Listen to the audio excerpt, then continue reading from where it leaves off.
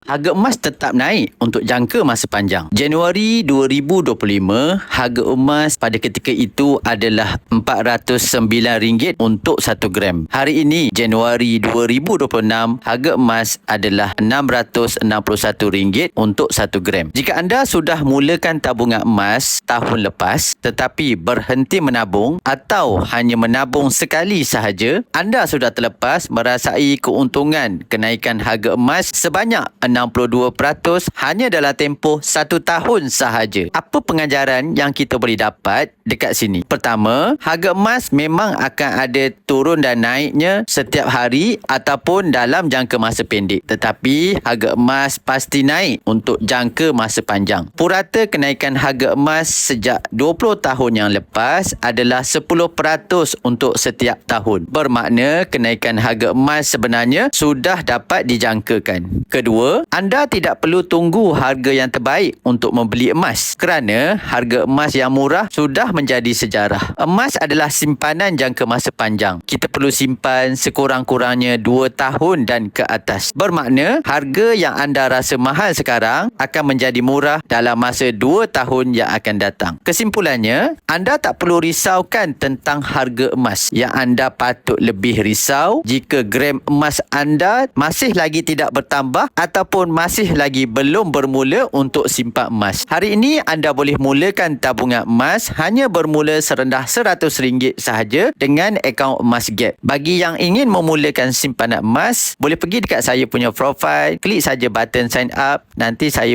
bantu anda sebaiknya. Semoga bermanfaat.